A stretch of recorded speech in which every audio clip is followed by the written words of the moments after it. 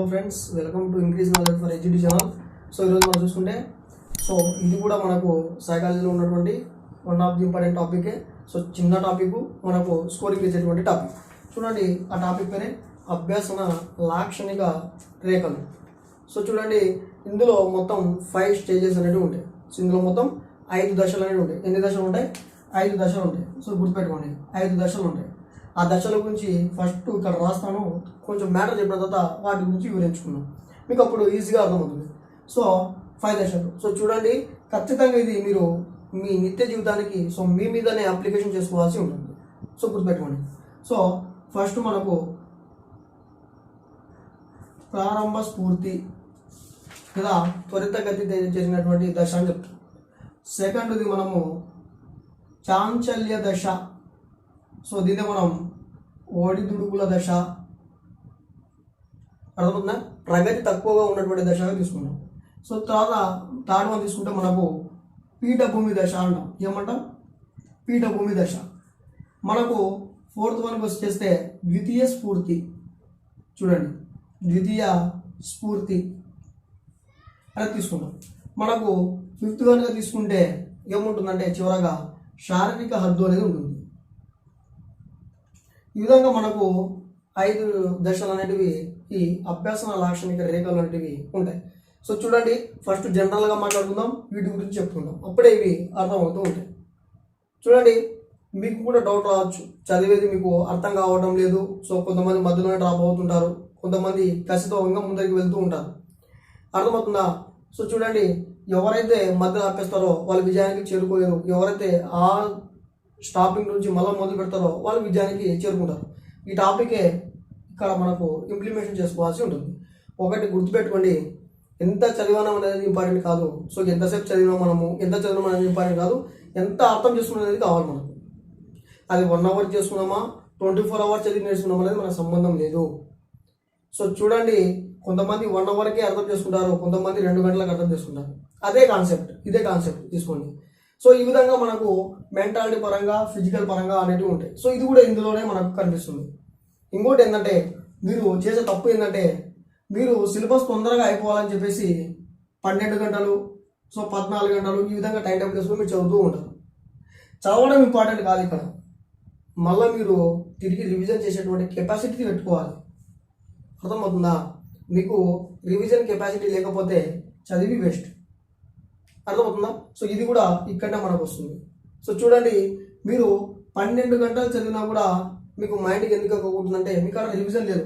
మీకు రివిజన్ చేసేటువంటి శక్తి ఉంటేనే ఆ కాన్సెప్ట్ని మీరు ముందుకు తీసుకువెళ్ళాలి. ఇంకా ఆ కాన్సెప్ట్ ముందరికి వెళ్ళిన తర్వాత ఖచ్చితంగా మీరు రివిజన్ చేస్తూ ఉండాలి. ప్రతిరోజు చదువుతున్నప్పుడు లింక్ టాపిక్ వచ్చినప్పుడు దీన్ని రివిజన్ చేసిన తర్వాత దాన్ని చదువుతూ ఉండాలి. అప్పుడు మాత్రమే మీకు బ్రెయిన్లో ఉండిపోతుంది. సో మీకు ఒక ఎగ్జాంపుల్ తీసుకుంటే, మీరే ఒక కాలేజీకి వెళ్ళారు. సో మీరే టీటీసీ కాలేజీకి వచ్చేసారు, సో డిఎడ్ కాలేజీకి. అక్కడ మీకు కొత్త కొత్త ఫ్రెండ్స్ ఉన్నారు. సో కాలేజ్ కూడా కొత్తదే. అర్థమవుతుందా? సో చూడండి, ఒక 50 మంది స్టూడెంట్స్ మీ కాలేజీలో ఉన్నారు అనుకోండి. సో మీరు ఫ్రెండ్లీగా మొత్తానికి పేర్లు అడిగారు. సో ఆ 50 మంది 50 రకాల పేర్లు చెప్పారు. గుర్తుపెట్టుకోండి, 50 మంది 50 రకాల పేర్లు చెప్పారు. 50 మంది పేర్లు మీరు సరే గుర్తుపెట్టుకున్నారు, కొంత సమయం పెట్టుకొని గుర్తుపెట్టుకున్నారు. 50 మంది విన్నారు, 50 మంది గుర్తుపెట్టుకున్నారు. తర్వాత మీరు ఏం చేస్తారు? ఆ కాలేజీని డ్రాప్ అవుట్ అయ్యి వేరే కాలేజీకి వెళ్ళారు. తర్వాత వీళ్ళు కనిపిస్తే మీరు గుర్తు పట్టవచ్చు, పట్టకపోవచ్చు, దాంతోపాటు పేరు అయితే అసలు గుర్తుండదు. దానికి గల కారణం మీకు అక్కడ రివిజన్ కాలేదు ఆ పేరు. మళ్ళీ వేరే కాలేజీకి వెళ్ళారు. అదే కాలేజీలో ఉన్నారనుకోండి, మీరు డైలీ ఆ ఫేసెస్ చూస్తుంటారు, డైలీ వాళ్ళతో మాట్లాడుతుంటారు, డైలీ పేరుతో పిలుచుకుంటారు. అంటే మీకు అక్కడ రివిజన్ అనేది జరుగుతుంది కాబట్టి మీరు వాళ్ళని మర్చిపోరు. ఆ విధంగానే మనకు కూడా సబ్జెక్ట్లో మనం చదువుతూ ఉన్నామంటే ఖచ్చితంగా రివిజన్ ఉండాలి. రివిజన్ నేను చేయలేను అంటే ఆ కాన్సెప్ట్ మీరు చదవద్దండి. ఎందుకంటే మీరు చదివేటువంటి కాన్సెప్ట్ పాత పడిపోవాలంటే దాన్ని మనం హ్యాబిట్గా చేసుకోవాలి. ఇప్పుడు మేము ఉన్నాము, సో మేము ఫస్ట్ స్టార్టింగ్ చేసాము. సో స్టార్టింగ్ చేసిన తర్వాత మేము మీకు తెలియకపోవచ్చు. ఇప్పుడు మీరు కొన్ని వీడియోలు చేసినారో మాకు అలా హ్యాబిట్ అవుతుంది. ఇంకా కొన్ని రోజులు పోతే మా గురించి తెలుసుకుంటారు. సో మేము చెప్పే వారికి హ్యాబిట్ అయిపోతారు. అంటే మేము మళ్ళీ మధ్యలో డ్రాప్ అయినాం అనుకో, మమ్మల్ని మర్చిపోవచ్చు. కాబట్టి చూడండి, ఏ అంశానైనా సరే మీరు మొదలు పెడితే మీరు ఎంత చదివామనేది ఇంపార్టెంట్ కాదు. ఆ అంశాన్ని నేను ఎన్నిసార్లు పునశ్చరణ చేసిన, నేను ఎన్నిసార్లు పునరభ్యాసం చేసిన, నేను ఎన్నిసార్లు రివిజన్ చేసిన అనేది ఇంపార్టెంట్ కావాలి. ఒకవేళ మీరు రివిజన్కి కానీ టైం ఇవ్వకపోతే మీకు ఆ సబ్జెక్ట్ అనేది రాదు. ఓన్లీ మీరు చదువుకుంటూ వెళ్తూ ఉంటారు అంతే, తిరిగి ఆ మార్గంలోకి రివర్స్ రారు. అర్థమవుతుందా? గుర్తుపెట్టుకోండి. 50 మార్గాలు, మీరు 50 కాన్సెప్ట్లు 50 దారిలో వెళ్ళడం కంటే చూడండి, ఒకటే సిలబస్ మనకు ఉంది, ఒకటే మోడల్ ఉంది. సో పేపర్ కూడా అందరికీ ఒకటే సబ్జెక్ట్ కాబట్టి ఆ సబ్జెక్ట్లో ఒకటే పుస్తకాన్ని పెట్టుకొని మీరు ఒకటే మార్గంలో పదే పదే వెళ్ళండి. సో మీకు రివిజన్ అయినట్టు ఉంటుంది. సో మొత్తం ఉంటుంది. సో ఈ కాన్సెప్ట్ మనకి ఇక్కడ వస్తుంది కాబట్టి ఈరోజు ఇది చెప్పడం అనేది జరుగుతుంది. ఈ విధంగా చెబితే మీకు తొందరగా అర్థమవుతుందా? సో చూడండి, ఇప్పుడు ఇక్కడికి వచ్చేద్దాం మనం. ప్రారంభ స్ఫూర్తి. సో 5 దశలు ఉంటాయి అభ్యాసన లాక్షణిక రేఖల్లో. చూడండి, ప్రారంభ స్ఫూర్తి అంటే దీన్నే మనం త్వరితగత స్ఫూర్తి అని చెప్పాలని త్వరితగత గతి అంటాం. సో ఇది ఏం చేస్తుంది? ఇది ఫస్ట్ స్టేజ్ మనకి, ఫస్ట్ దశ ఇది ప్రారంభ స్ఫూర్తి అనేది. ఇది మనం ఒక గ్రాఫ్ తీసుకుంటే, సో గ్రాఫ్లో మనకు ఎక్స్ అక్షం వై అక్షం తీసుకుంటే చూడండి, ఇది ఈ విధంగా మొదటగా చాలా హుషారుగా అంటే చాలా స్పీడ్గా జరుగుతుంది. ఎందుకు? ఇక్కడ ప్రారంభంలో మనము నేర్చుకుంటాం కాబట్టి మనకి ఇక్కడ ఆసక్తి ఉంటుంది, ప్రేరణ ఉంటుంది. సో చూడండి, ఆసక్తి ఉంటుంది, ప్రేరణ ఉంటుంది, అభిరుచి అనేటివి ఉంటాయి. ఇవల్ల మనకు మానసిక పరంగా ఉల్లాసం చేస్తాయి ఆ కాన్సెప్ట్ బట్టి. కొత్త కాబట్టి ఫాస్ట్గా నేర్చుకుంటాం. ఇవి ఉంటాయి మనకు ఆసరాగా, ఆసక్తి, ప్రేరణ, అభిరుచి అనేటివి. ఇవి తోడవుతూ ఫిజికల్లీ కూడా మనము డెవలప్మెంట్ చేసుకుంటాం కాబట్టి ఆ సబ్జెక్ట్ మీద ప్రారంభ స్ఫూర్తి అనేది వేగంగా అనేది జరుగుతుంది. సో ఎవరికైనా సరే ఫస్ట్ చదివేటప్పుడు ఫాస్ట్గా చదివేస్తూ ఉంటాం. అర్థమవుతుందా? సో కాన్సెప్ట్ని ఫాస్ట్గా చదివేస్తూ ఉంటాం. ఇది మనకు ఫస్ట్ స్టేజ్గా ఇవ్వడం అనేది జరిగింది. దీన్ని మనం ప్రారంభ స్ఫూర్తి అని చెప్తాం. సెకండ్ వచ్చేస్తే మనకు చాంచల్య దశ లేదా తక్కువ నేర్చుకున్నటువంటి దశ. అర్థమవుతుందా? తక్కువ ప్రేరణ ఉన్నటువంటి దశ, లేదా దీన్నే మనం ఒడిదుడుకుల దశ అని చెప్తాం. సో ఈ విధంగా మీరు వేగంగా నేర్చుకున్నారు. సో డిఎస్సి సిలబస్ మీరు వేగంగా నేర్చుకున్న తర్వాత కొద్ది రోజులకు ఏమవుతుందంటే, ఈ రాను ఏమవుతుందంటే, సో ఎటువంటి మూమెంట్ లేనప్పుడు ఈ ఆసక్తి అనేది సన్నగిల్లుతుంది, మనలో మోటివేషన్ అనేది తగ్గిపోతుంది. సో కొద్దిగా తగ్గుతుంది, దాని మీద ఉన్నటువంటి ఇంట్రెస్ట్ అనేది కొద్దిగా తగ్గుతూ ఉంటుంది. ఫిజికల్లీ కూడా మనం స్ట్రెయిన్ అవుతూ ఉంటాం. అర్థమవుతుందా? అప్పుడు మనకు కొద్దిగా నెమ్మదిస్తూ ఉంటుంది. సో చూడండి, కొద్దిగా నెమ్మదిస్తూ ఉంటుంది. సో ఈ విధంగా మనకు గ్రాఫ్లు ఇచ్చాడు. ఇది ఏ అని, సో ఇది బి అని. అంటే ఏ అంటే ప్రారంభ దశకి ఏ అని, సో చాంచల్య దశకి బి అని ఇవ్వడం అనేది జరిగింది. అర్థమవుతుందా? మనకు జడత్వం ఏర్పడడం వల్ల కొద్దిగా నెమ్మదిస్తూ ఉంటాం. యాక్చువల్లీ ఈ విధంగా ఏర్పడేది ఈ విధంగా వెళ్ళిపోవాలి. సో పైకి వెళ్ళిపోతుండాలి. సో ఈ విధంగా పైకి వెళ్ళిపోతుండాలి, పుటాకార రేఖ మాది. కానీ ఈ విధంగా ప్రారంభ స్ఫూర్తి మొదలైన తర్వాత మళ్ళీ కొద్దిగా ఈ విధంగా వాళ్తుంది. దానికి గల కారణం, సో వీడికి ఏ అనుకుంటే ఇది బి, ఇక్కడ ఎక్స్ అక్షం అనేది ఉంటుంది. దానికి గల కారణం ఈ ఆసక్తి అనేది సన్నగిల్లడం, ప్రేరణ అనేది తగ్గిపోవడం, అంటే కొద్దిగా తగ్గిపోవడం, అభిరుచి అనేది ఇంట్రెస్ట్ అనేది తగ్గిపోవడం వల్ల మనకు చాంచల్య దశ అనేది ఉంటుంది. ఒడిదుడుకులనే వస్తుంటాయి. అంటే ఈ నోటిఫికేషన్ ఇస్తాడా ఇవ్వడా, అర్థమవుతుందా? ఎన్ని సంవత్సరాలు పడుతుందో, ఎన్ని నెలలు పడుతుందో, అసలు దాని మీద మనకు డిస్కషన్ వస్తుందా లేదా, అటువంటిప్పుడే ఎవడో తగ్గుతారు మనం. అంటే రాజకీయాలు కదా, సో ఆ పార్టీకి నచ్చినోడు ఎవడో ఒకడు, లేదా ఈ పార్టీకి నచ్చినోడు ఎవడో ఒకడు వస్తాడు చెప్తాడు. సో ఇప్పుడే ఆడ ఉంటే మీకు మళ్ళీ గవర్నమెంట్ ఫామ్ ఎంత సంవత్సరమో 2 సంవత్సరాలు పడుతుంది అంటే ఇంట్రెస్ట్ ఆసక్తి పోతుంది, ప్రేరణ పోతుంది, అభిరుచి పోతుంది దాని మీద. అప్పుడు చదవాలని ఒక పక్క భయం ఉంటుంది, వద్దు అని చెప్పేసి ఎందుకు ఇప్పుడు ఇస్తాను అనేటువంటి అది కూడా ఉంటుంది. అప్పుడు ఏం చేస్తుందంటే సన్నగిల్లుతుంది, అంటే కొద్దిగా తగ్గుతుంది అభ్యాసం అనేది. దాన్ని మనం ఏమంటామంటే చాంచల్య దశ అంటాం. ఒడిదుడుకుల దశ ఎందుకు అంటామంటే, చూడండి మన కొమ్మర దశ ఉంది, ఒడిదుడుకుల దశ అంటాం. ఎందుకంటే అట వాళ్ళు పెద్దవాళ్ళు కాదు, అట చిన్నవాళ్ళు కాదు. వాళ్ళు ఏమైనా చేస్తారు, నువ్వు పెద్దవాళ్ళు కాదు చెప్తున్నావు అంటారు. సో చిన్నపిల్లలు చేస్తే నువ్వు చిన్నపిల్లలు అని వాళ్ళకు స్ట్రెస్ వీళ్ళు రోజు చేస్తుంటారు, ఒత్తిడికి. కాబట్టి అది ఒడిదుడుకుల దశ అయిపోయింది. ఇక్కడ కూడా ఒడిదుడుకుల దశ ఎందుకంటారంటే, ఇక్కడ మనము నేర్చుకోవాలనేటువంటి ఇంట్రెస్ట్ చూపించిన ప్రతిసారి నెగిటివిటీ అనేది వస్తూ ఉంటుంది. అంటే నోటిఫికేషన్ వస్తుందో రాదో, నిజంగానే సంవత్సరం పడుతుందేమో, అంతవరకు ఏదైనా జాబ్ చేసుకుందాం, ఫ్యామిలీ చూసుకోవాలి, ఇది అనే ఒక థాట్ ఉంటుంది. మళ్ళీ కొంచెం ఉన్న తర్వాత ఒకవేళ నిజంగా ఇస్తే, సో ఇటువంటి థాట్లు వస్తుంటాయి. కాబట్టి ఒడిదుడుకుల దశ అని చెప్తాం. దీన్ని సెకండ్ స్టేజ్గా మనకు తీసుకోవడం అనేది జరిగింది. దీన్ని మనం చాంచల్య దశగా చెప్పుకుంటాం. నెక్స్ట్ చూసుకుంటే థర్డ్ వన్ పీఠభూమి దశ. సో పీఠభూమి దశ ఇది x అక్షానికి చూడండి సమాంతరంగా ఉంటుంది. x అక్షానికి సమాంతరంగా ఉంటుంది. సి అనేటువంటి బిందువు ద్వారా దీన్ని మనం సూచిస్తాం. సి అనే బిందువు ద్వారా దీన్ని సూచిస్తాం. ఇది 3వ దశగా ఉంటుంది. సో గుర్తుపెట్టుకోండి, 3వ దశగా ఉంటుంది. ఇక్కడ అభ్యాసన లాక్షణిక రేఖల్లో 3వ దశగా మనకు పీఠభూమి దశ ఉంటుంది. ఇక్కడ పూర్తిగా మనకు ఇన్ఫర్మేషన్ మీద క్లారిటీ వచ్చేస్తుంది. సో మనము దాన్ని స్టాప్ చేస్తాం.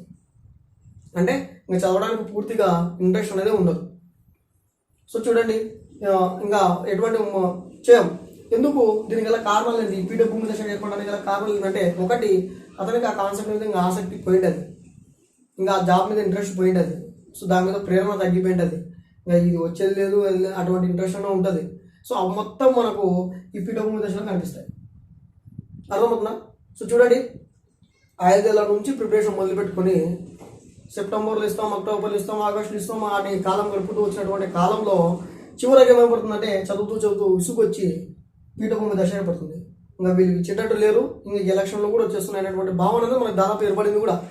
దాన్ని మనం పీఠభూమి దశ అంటాం. ఇంకా విడిచిపెట్టేసి కొంతమంది పార్ట్ టైం జాబ్ గానో, కొంతమంది ఫుల్ టైం జాబ్ గానో చేసుకుంటూ జీవితాన్ని గడిపేస్తున్న స్టేజ్లో మనకు పీఠభూమి దశ అనేది ఏర్పడుతుంది. అంటే పూర్తిగా మనము మానసిక పరంగా, ఫిజికల్ పరంగా చదువును దూరంగా పెట్టేస్తాం. దానికి గల కారణం ఈ పీఠభూమి దశ. ఇది మనకు 3వ స్టేజ్లో తీసుకోవడం అనేది జరిగింది. ఏ స్టేజ్లో? 3వ దశలో. ఇది x అక్షానికి సమాంతరంగా ఉన్నటువంటి నెగిటివిటీ, అంటే పాజిటివిటీ కాదు. సో x అక్షానికి సమాంతరంగా ఉన్నటువంటి నెగిటివిటీ రేఖ ఇది. అర్థమవుతుందా? సో గుర్తుపెట్టుకోండి, ఇది పీఠభూమి దశకు సంబంధించినటువంటి. దీన్ని మనం మళ్ళీ డెవలప్మెంట్ చేయాలి. సో పీఠభూమి దశను తొలగించాలి.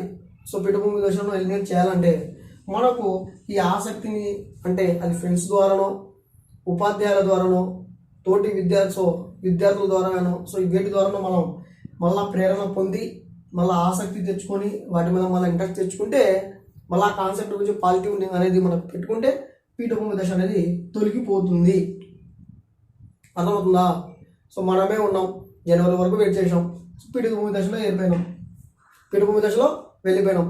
సో సడన్గా కాల్ వచ్చింది. సో మీ ఫ్రెండ్స్ నుంచో, లేకపోతే మీ సంబంధించినటువంటి ఉపాధ్యాయుల గురించో, సో తోటి విద్యార్థుల నుంచి మీకు ఫోన్ వచ్చి ఫిబ్రవరిలో మనకు నోటిఫికేషన్ వస్తుందా అని చెప్పేసరికి మనలో ఉన్నటువంటి ఫీలింగ్ ఏమవుతుందంటే పెరిగిపోతుంది. సో ఆసక్తి అనేది పెరుగుతుంది, ప్రేరణ అనేది పెరుగుతుంది, అభిరుచి అనేది పెరిగిపోతుంది. సో ఆ కాన్సెప్ట్ మీద మళ్ళీ ఇంట్రెస్ట్ వస్తుంది, ఎందుకంటే జాబ్ కావాలి కాబట్టి. అదే మనం ఏమంటామంటే ద్వితీయ స్ఫూర్తి అంటాం. సో పీఠభూమి దశ వెళ్ళిపోయింది, ద్వితీయ స్ఫూర్తి అనేది ప్రారంభమైంది. చూడండి, ద్వితీయ స్ఫూర్తి ఏ విధంగా ఉంటుందంటే ఈ ప్రారంభ స్ఫూర్తికి అనుకూలంగా ఉంటుంది. అది ఏ విధంగా అయితే మనం స్టార్టింగ్లో హై లెవెల్లో చదువుకుంటూ వెళ్ళామో, పీఠభూమి దశ దాటిన తర్వాత కూడా అదే లెవెల్ని మెయింటైన్ చేస్తాం. సో ఈ విధంగా మళ్ళీ పైకి ఈ విధంగా మనం మళ్ళా ద్వితీయ స్ఫూర్తి అనేది ఏర్పడుతుంది. సో ఇక్కడికి ఇది మనకు డి అనేటువంటి బిందు ద్వారా సూచిస్తాం. ఇది 4వ దశగా తీసుకోవడం అనేది జరిగింది. పీఠభూమి దశ తొలగిపోయిన తర్వాత ఏర్పడేటువంటి దశ ద్వితీయ స్ఫూర్తి. చూడండి, అప్పుడే మనకు నోటిఫికేషన్ వచ్చింది అనేసరికి మనలో ఉన్నటువంటి భయం అనేది పెరిగి, ఆసక్తి అనేది పెరిగి, ఇంట్రెస్ట్ మొత్తం పెరుగుతాయి. మళ్ళీ పుస్తకాలు మొదలు పెడతాం. అప్పటి వరకు ఉన్నటువంటి పీఠభూమి దశ నుంచి మనం ఏం చేస్తామంటే ద్వితీయ స్ఫూర్తికి వెళ్తాం. మళ్ళీ మొదటి నుంచి ఫాస్ట్గా నేర్చుకోవడానికి ట్రై చేస్తాం, ఎందుకంటే తక్కువ టైం ఉంటుంది కాబట్టి. అర్థమవుతుందా? కొంతమంది ఈ విధంగానే ఉంటారు. సో నోటిఫికేషన్ రాని నేను చదువుకుంటాం ఆ 30-40 రోజులు అని చెప్పేసి, వాళ్ళకు ఇది ఉపయోగపడుతుంది. అంటే అంతవరకు పీఠభూమి దశలో ఉన్నటువంటి వాళ్ళు ద్వితీయ స్ఫూర్తిని ఏర్పరచుకోవడానికి దోహదం చేస్తుంది. ఇది ద్వితీయ స్ఫూర్తికి సంబంధించినటువంటి కాన్సెప్ట్. ఇంకా మనకు చివరగా ఉండేది శారీరక హద్దు. సో ఇది ఈ అనేటువంటి బిందువు మీద ఉంటుంది. ఇది పాజిటివ్ వే. సో ఇది కూడా ఎక్స్ అక్షం తీసుకుంటే ఎక్స్ అక్షానికి సమాంతరంగా ఉంటుంది. ఇది కూడా ఎక్స్ అక్షాంశానికి సమాంతరంగా ఉన్నటువంటి పాజిటివ్ రేఖ. ఎందుకు పాజిటివ్ అంటారు అంటే, మనకు మన శారీరక హద్దు అంటే మనం ఎంతవరకు మన నాలెడ్జ్ ఉందో అంతవరకు మాత్రమే నేర్చుకుంటాం. మనం అంతకు మించి మనం నేర్చుకోలేము. అర్థమవుతుందా? మనకు ఎంతవరకు హద్దు ఉందో, సో మానసిక హద్దు కానీ శారీరక హద్దు కానీ మనకి ఎంతవరకు అయితే నాలెడ్జ్ ఉందో అంతవరకు మాత్రమే నేర్చుకుంటాం. మనం అంతకు స్థాయిని మించి మనం నేర్చుకున్నా కూడా అది అర్థం కాదు, అదే మన జ్ఞానంలోకి రాదు అని తెలిపేటువంటి రేఖ శారీరక హద్దు. సో ఇది మనకు 5th స్టేజ్లో ఇవ్వడం జరిగింది. సో దీన్నే మనం ఈ అనేటువంటి బిందు ద్వారా సూచిస్తాం. సో చూడండి, మనకు టెట్లో కూడా చాలాసార్లు అడిగాడు, ఈ బిందువుల మీద కూడా అడిగాడు, దశల మీద అడిగాడు. అర్థమవుతుందా? పీఠభూమి దశ గురించి అడిగాడు, ఎక్స్ అక్షానికి సమాంతరంగా ఉన్నటువంటి రేఖ అని కూడా అడిగాడు. సో చూడండి, పీఠభూమి వస్తుంది, పాజిటివ్ పరంగా అయితే మనకు శారీరక అద్దు కూడా వస్తుంది. మాక్సిమం దీన్ని ప్రిఫరెన్స్ చేయరు, పీఠభూమి దశకి ఇస్తారు. సమాంతరంగా అంటే అక్కడ అభ్యాసం అంటే తగ్గిపోయిందని. ఎందుకు తగ్గిపోయిందంటే పీఠభూమి దశలో ఉన్నాడు కాబట్టి. సో ఇక్కడ ఎందుకు తగ్గిపోయిందంటే ఈ లెవెల్ అంతే, ఇంకా అంటే మన స్థాయి అంతే, వారికి ఉన్నటువంటి నాలెడ్జ్ అంతే. వారు అంతకు మించి వారు ముందుకు వెళ్ళలేడు, ఎంత నేర్చుకోవాలన్నా కూడా ముందరికి వెళ్ళలేడు. అతనికి ఉన్నటువంటి ఐక్యూ ఇంతవరకే ఉంటుంది అని తెలిపేదే మనకు ఈ బిందువు. సో దీన్ని మనం శారీరక అద్దు అంటాం. సో ఈ విధంగా మనకు అభ్యాసన లాక్షణిక రేఖలు అనేటివి కాన్సెప్ట్లు ఇవ్వడం అనేది జరిగింది. సో చూడండి, ఇవి మీకు జనరల్గా మీ మీద అప్లైలో మనం నిత్య జీవితానికి అప్లై చేసుకోవచ్చు, లేదా మన మీద మనమే అప్లై చేసుకుంటే చాలా ఈజీగా అర్థమవుతుంది. సో కాబట్టి చూడండి, మేము ప్రతి చిన్న కాన్సెప్ట్ కూడా మీకు సపరేట్గా తీసి చెప్తూ ఉన్నాం. అర్థమవుతుందా? ఎందుకంటే కన్ఫ్యూజ్ కాకూడదు. అభ్యాసం వక్ర రేఖలు వేరే, సో లాక్షణిక రేఖలు వేరే. సో రెండు కూడా అభ్యాసం సంబంధించినటువంటి గ్రాఫ్లు తెలుస్తాయి, కానీ దీనిలో స్టేజెస్ వేరే ఉంటాయి, దానిలో టైప్స్ వేరే ఉంటాయి. అర్థమవుతుందా? సో రెండు కలిపి చదవద్దండి, సింగిల్గా రాసుకోండి, సింగిల్ చదువుకోండి. సో చూడండి, మా ఇన్ఫర్మేషన్ కానీ మీకు వర్త్ అనిపిస్తే లైక్ చేయండి, షేర్ చేయండి, కామెంట్ చేయండి. Thank you.